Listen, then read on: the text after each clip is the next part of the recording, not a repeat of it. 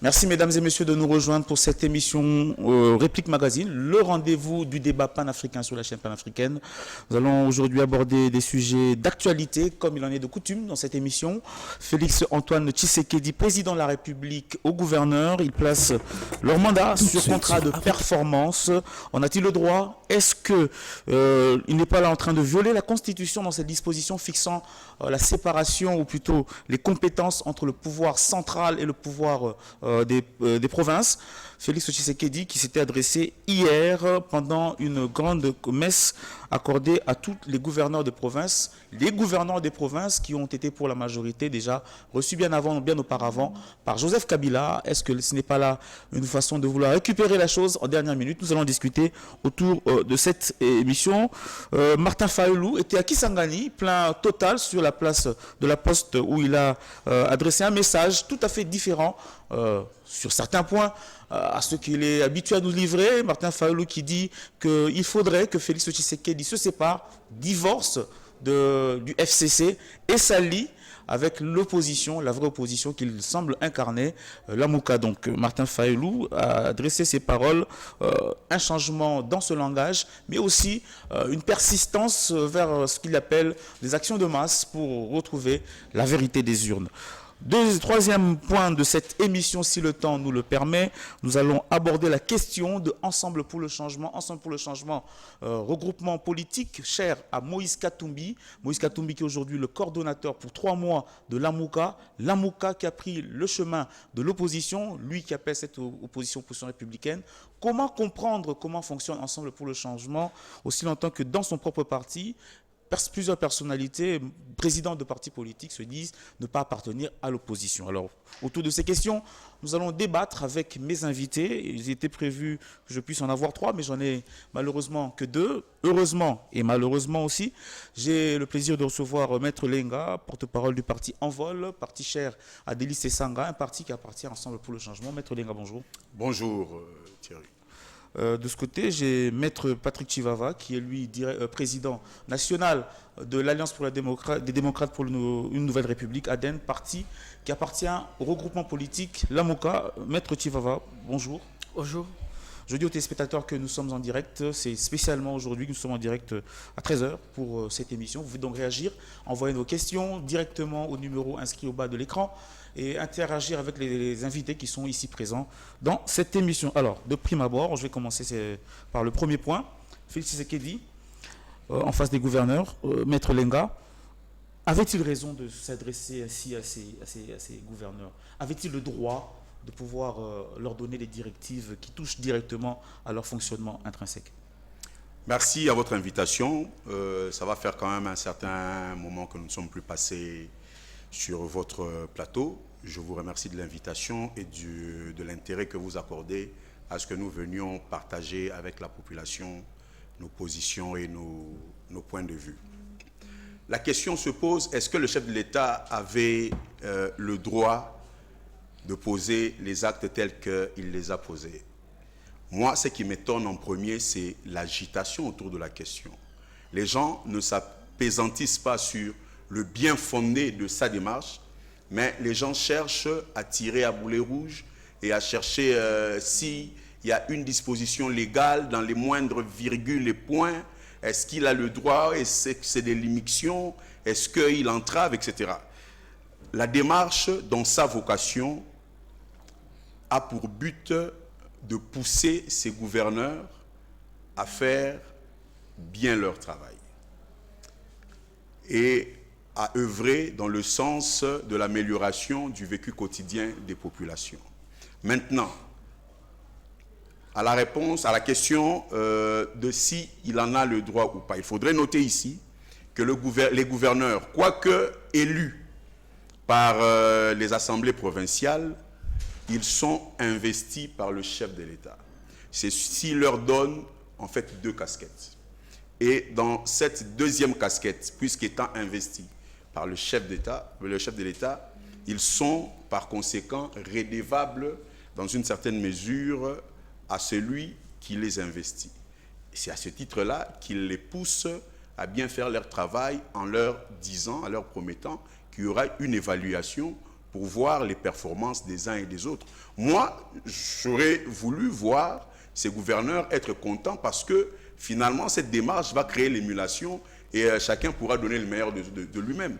En rien, le chef de l'État, dans cette démarche, n'empiète les prérogatives des uns et des autres et en rien, il ne viole aucune disposition. Mais quand il dit « je voudrais un contrat-programme », qu'un contrat de programme plutôt soit conclu entre vous et l'exécutif national qui me permettrait d'évaluer les performances de chacun de vous en vue de me donner la possibilité de bien sanctionner votre gouvernance après chaque évaluation trimestrielle. C'est prévu dans quoi? Dans quelle loi? Est-ce que c'est une prérogative du chef de l'État de pouvoir faire signer un contrat programme entre l'exécutif et l'exécutif provincial et national? D'abord, il ne faut pas prendre les termes politiques dans leur sens classique. Nous sommes dans un terrain politique. Le chef de l'État parle d'un contrat programme entre l'exécutif provincial et l'exécutif national. Ce contrat n'est entre autres que une mise en commun des programmes des uns et des autres pour en faire un, pour mettre ensemble ce qui peut être mis ensemble et élaguer les divergences absolues. Ça n'a rien à voir avec un contrat classique où on lierait les uns et les autres à des obligations strictes. Ça, il faudrait comprendre premièrement. Malgré le fait qu'il y aurait une évaluation autour de ça.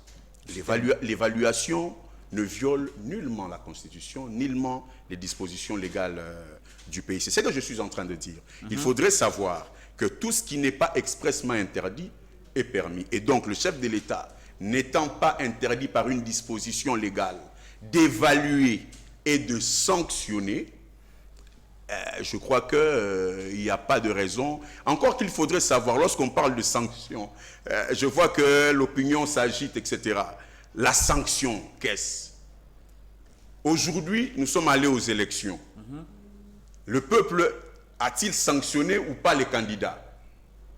Pourquoi pensez-vous que la sanction doit être forcément une suspension, une révocation, etc. Non, il faudrait arrêter de spéculer. Il faudrait voir l'esprit de la démarche et sa vocation et plutôt soutenir. Merci. Maître Chivava, je vous passe la parole. Votre co-débatteur le dit ici bien, il faut voir l'esprit de la démarche. La RDC a été souvent minée par les mauvais comportements de gouverneurs despotes qui faisaient la loi là où ils voulaient, ils faisaient ce qu'ils voulaient.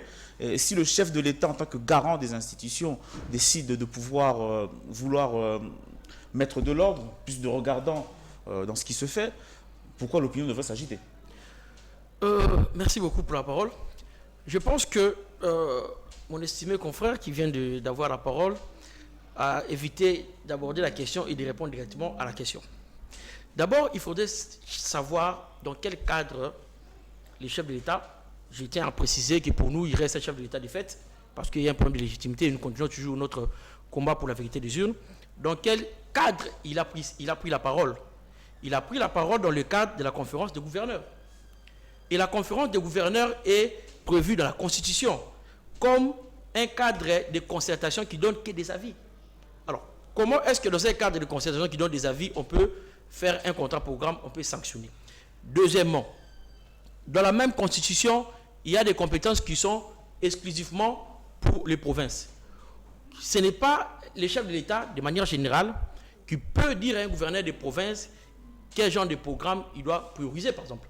Il ne peut même pas, parce que j'ai vu, vous avez tous entendu les discours, c'était tout le temps à l'impératif, comme s'il donnait des ordres, à tel point qu'il est allé même à obliger, entre guillemets, les gouverneurs à intégrer sa vision dans leur programme. Alors que ce n'est pas censé. Les gouverneurs des provinces ont fait des promesses à la population via leurs représentants qui sont les députés provinciaux. Ils sont tenus à remplir ces promesses-là. Je donne un exemple clair, je ne vais même pas au niveau des sanctions. Un gouverneur de province comme celui de Kinshasa, Gentili Ngobila, qui a dit à tout le monde que son programme est axé sur la propriété. Il a dit Kinbopetou. Lorsque un candidat président qui a promis, par exemple, la sécurité, il va demander à ces gouverneurs-là de prioriser la sécurité. C'est ça le problème. Les cadres déjà, c'est un problème de priorité. Les cadres déjà, ce n'est pas un cadre prévu pour ces genres de contrats, de performances qui aboutira à des sanctions positives ou négatives.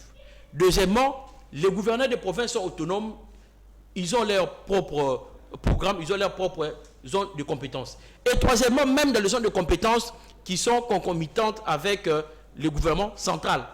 Les gouvernements de province travaillent en collaboration avec le chef du gouvernement central qui est le Premier ministre, pas le chef de l'État. Le chef de l'État dans la Constitution a que certains domaines de prédilection comme la défense, la sécurité, la diplomatie, et ainsi de suite. Ils partagent ça avec les gouverneurs. C'est dans ces cadres-là qu'ils travaillent en collaboration.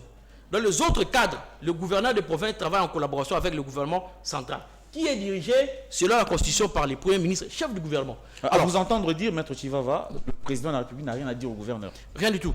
Nous estimons que c'était juste un coup politique parce que, en quête de légitimité, on veut plaire en disant que même si je n'étais pas élu, au moins mon programme c'est pour développer le pays, focalisons-nous sur le développement et oublions la légitimité. C'est seulement ça la raison. Mais sinon, je ne trouve pas. Et même l'estimé confrère en face de moi n'a pas pu trouver d'argument pour appuyer cela. Je ne vois vraiment pas comment est-ce que, légalement parlant, le chef de l'État peut réunir le gouverneur, lui faire signer un contrat de performance qui sera évaluable et éventuellement qui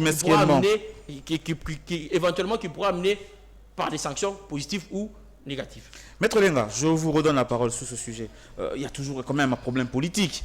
La majorité de ces gouverneurs ont été élus sur la liste FCC, sur un programme FCC, par des élus FCC, les députés provinciaux FCC.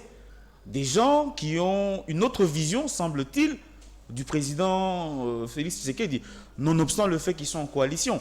Est-ce que Félix Tshisekedi n'est pas là plutôt en train de vouloir récupérer un certain leadership sur une partie du FCC en faisant cette démarche-là? Non, déjà, le chef de l'État n'a pas à essayer ou à tenter de récupérer un quelconque leadership. C'est lui le premier de tous les Congolais. Non, mais on parle de coalition. Dans la coalition, il y a une sorte de bicéphalisme. Je suis en train de vous répondre. Joseph Kabila. Ça, c'est encore un autre débat. Mais restons un peu dans la question qui est très importante. Le chef de l'État est le premier de tous les Congolais. C'est lui qui assure le leadership national. À ce titre, il n'a pas à chercher à récupérer un quelconque leadership. Ceci étant dit, j'aimerais ici recadrer quelques points ici. Les programmes des gouverneurs, même étant distincts du programme du chef de l'État, ne sont pas forcément incompatibles ou opposés. Il ne faudrait pas ici qu'on entraîne les téléspectateurs qui nous suivent dans un schéma binaire. Soit on est de la famille politique du chef de l'État, donc on pense identiquement, soit on ne l'est pas et on pense diamétralement opposé. C'est terriblement faux et dangereux de penser de cette façon-là. Les différents gouverneurs élus ont des micro-programmes comparativement au programme du gouvernement national. Et ces micro-programmes peuvent être harmonisés par rapport au programme national. Et l'appel du chef de l'État à ce que les gouverneurs intègrent dans leurs programmes respectifs la vision de son programme est une bonne chose en ceci qu'il permettrait aux gouverneurs chaque fois, chaque trimestre, d'évaluer comment ils sont en train d'évoluer dans cette mise en commun des programmes qui, je viens de le dire, ne sont pas incompatibles. Maintenant, ici on me dit que les gouverneurs ne sont nullement redevables vis-à-vis du chef de l'État. Il faudrait expliquer par quelle logique une personne investie par le chef de l'État n'aurait-elle pas un devoir de redevabilité dans ce sens-là. C'est simplement illogique. C'est une redevabilité morale ou légale? C'est simplement... D'abord éthique. Éthique. D'abord du point de vue d'éthique. Et le gouverneur étant les représentants du chef de l'État au niveau des provinces, il est tenu par un devoir de redevabilité. C'est une logique simple. Mais où se situe alors le choix de la population à travers ces élections, ces électeurs? Il ne faut pas ici, je rappelle, faire un raisonnement binaire. Ce n'est pas parce que les gouverneurs ont été élus sur base de leur programme que leur programme, parce qu'étant distinct de celui du chef de l'État, qu'il est forcément opposé. Pas du tout. C'est pas impossible aussi. Pas du tout. Opposé, non. Opposé en termes de priorité, peut-être. Oui, mais les priorités dépendent des axes. Ce qui est prioritaire à Kabeyaka Mwanga n'est pas prioritaire à Bukungui qui est là. Exactement. Et ce qui est prioritaire à Kinshasa, à Lukunga, n'est pas forcément prioritaire au Moamba. Donc ne venons pas ici simplifier la question de la politique, qui est un terrain suffisamment subtil.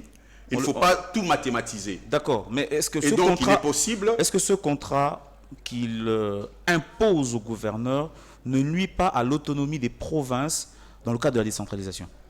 Absolument pas. Déjà, ce n'est pas le chef de l'État qui impose un contrat au gouverneur. Ce contrat s'impose par le bon sens. Les gouverneurs ne devraient pas avoir un contrat avec les assemblées provinciales. Ce contrat s'oppose par le bon sens. Le gouverneur, c'est l'exécutif provincial. Et le Premier ministre et son gouvernement, c'est l'exécutif national. Il est tout à fait normal que les deux entités puissent faire une mise en commun de leurs actions. Et c'est ça justement ce contrat qui est imposé de façon normale. Et le chef de l'État ne fait qu'enfoncer une porte qui est censée être ouverte. Maître Chivava, partant de l'expérience que nous avons eu à vivre ces 2 derniers mandats, est-ce que vous ne pensez pas que cette mesure prise par le chef de l'État ne va pas dans le sens de garantir la bonne gouvernance dans les provinces, parce qu'il a été souvent reproché au régime passé un certain laxisme dans les sanctions, dans le suivi plutôt de ce qui se fait en province? Je pense que s'il faudrait promouvoir la bonne gouvernance, la seule chose que le chef de l'État peut faire, c'est d'éviter d'entrer dans le clientélisme. C'est-à-dire, lorsque le gouverneur des provinces commet des forfaits, il y a un mécanisme de contrôle pour les provinces, qui est le Parlement provincial. Mais ce mécanisme de contrôle a toujours eu en face de lui ce clientélisme. Il y a aussi des problèmes aussi par rapport sur le plan qualitatif aussi, les assemblées provinciales nous ont beaucoup déçus. Mais c'est ça, parce que le mécanisme de contrôle était biaisé. Le mécanisme de contrôle était sous l'influence de celui qui était le grand chef. La seule chose que le chef d'État peut faire dans un pays comme le nôtre, du point de vue de la loi, c'est d'éviter le clientélisme. Il n'a pas à faire signer des contrats aux gens. Il a seulement à éviter de les protéger lorsqu'ils commettent des forfaits. Et la justice est là pour faire son travail. Les parlements provinciaux aussi sont là pour faire leur travail. Mais dire que le programme ne se pose pas ainsi de suite, la loi n'existe pas pour ça. La loi existe en termes de principes. C'est-à-dire, le programme peut ne pas s'opposer, mais chacun est redevable à celui qui a fait de lui représentant ou gestionnaire de la République. Le gouverneur est investi. J'aime bien l'expression utilisée par mon estimé confrère. Il est investi. C'est déjà différent. Il n'est pas nommé. Le gouverneur est désigné par la population, indirectement bien sûr, par l'entremise de leurs représentants au niveau de la province.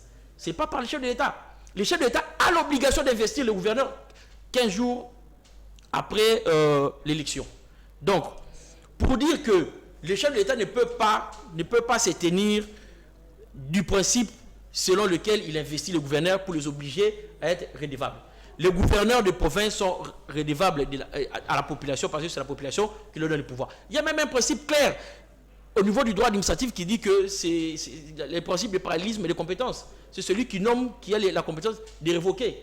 Et c'est lui qui désigne les gouverneurs, c'est les députés provinciaux, et il y a un mécanisme de contrôle au niveau des provinces. Ce que le président de la République peut faire dans la situation congolaise, c'est d'éviter simplement d'être là comme obstacle au mécanisme de contrôle. Et non, c'est érigé lui-même en mécanisme de contrôle. Ça ne se fait pas. Merci. Et je pense que la disposition de la Constitution qui définit la haute trahison peut être exploitée sur ces cas-là. Merci. On va passer au second point. Martin Fayoulou était à Kisangani.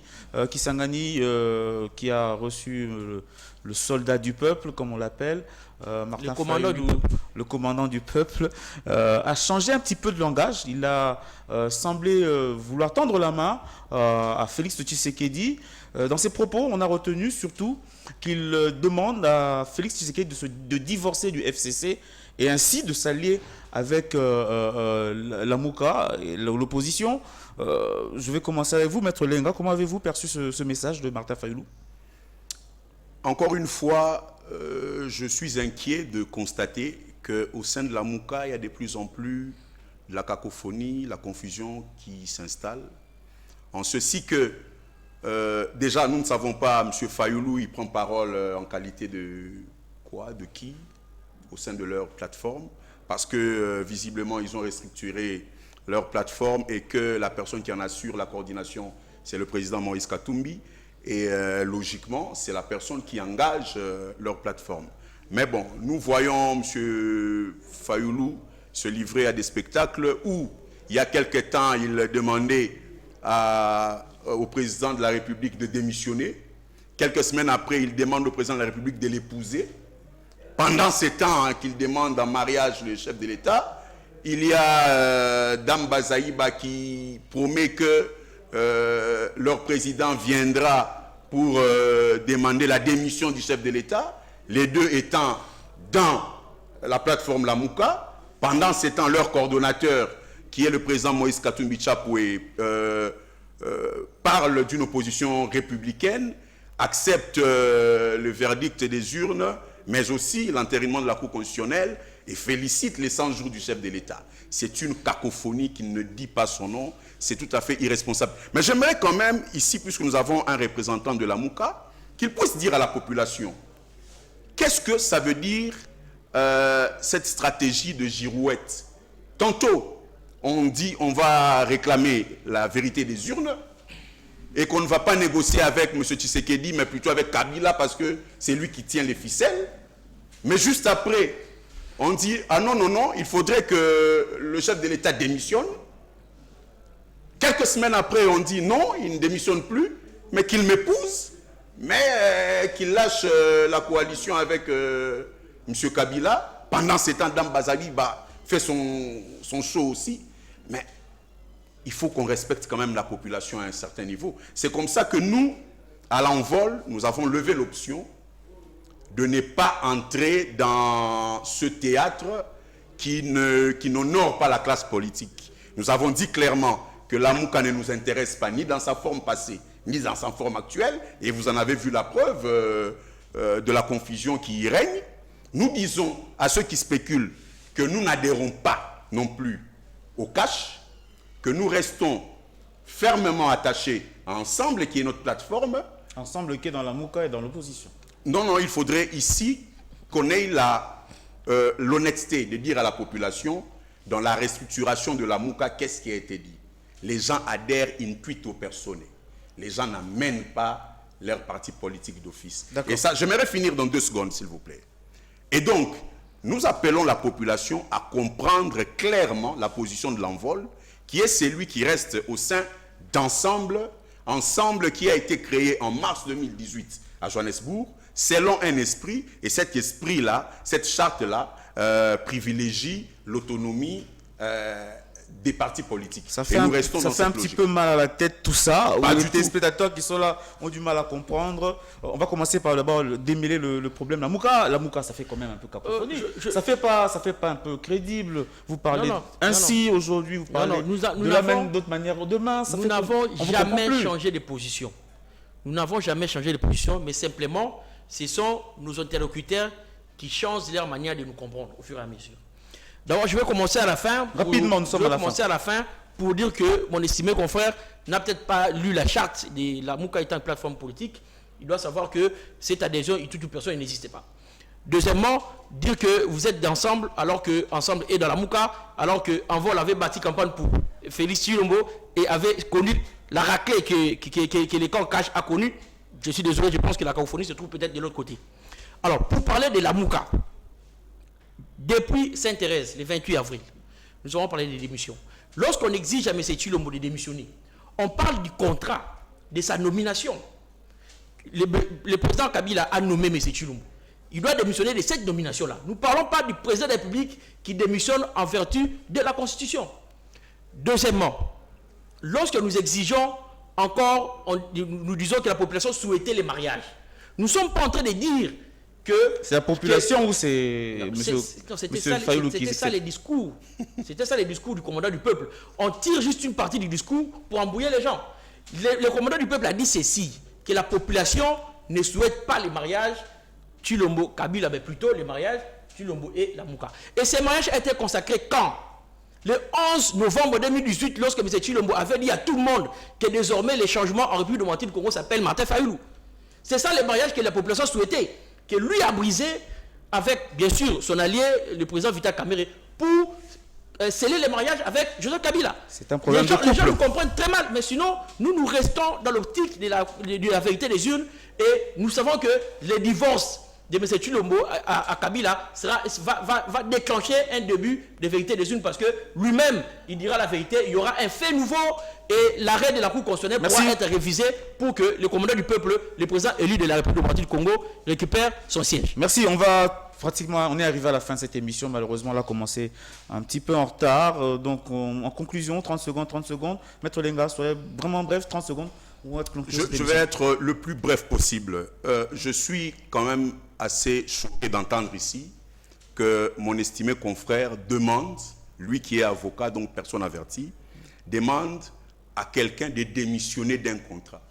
Le terme ne s'y prête pas. Ils ont demandé au chef de l'État de démissionner de son contrat avec le FCC.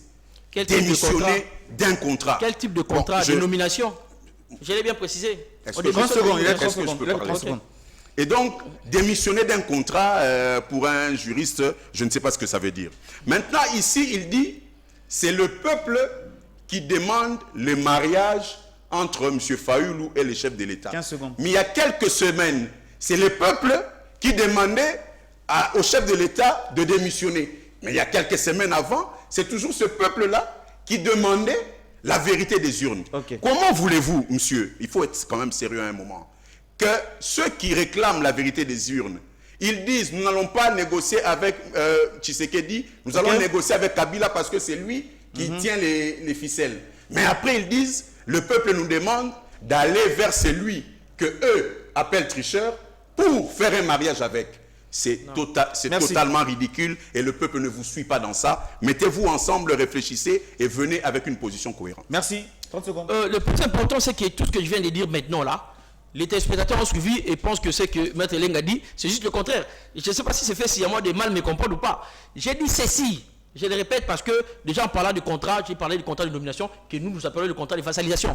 Il a été nommé et après on a voulu donner une façade consommable au public sur ça. C'est cette nomination-là dont nous parlons et nous exigeons la démission. Par rapport au peuple qui souhaitait le mariage avec Tshilombo et Vital Kamerhe, j'ai parlé du 11 novembre. C'était avant que tout ça arrive, avant l'immixtion ou les recrutements de Kabila qui les a recrutés et les a transformés en patins ou en placebo contre la décision du peuple qui était de choisir les changements, de choisir la rupture. Merci Maître Chivava, vous êtes président de l'Alliance des démocrates pour une nouvelle République ADN, parti membre de l'AMUCA. Merci à vous Maître Lenga, porte-parole de Envol, parti cher à l'honorable Délice Sanga. C'est moi qui vous remercie. Malheureusement, le temps a été bien plus court que prévu.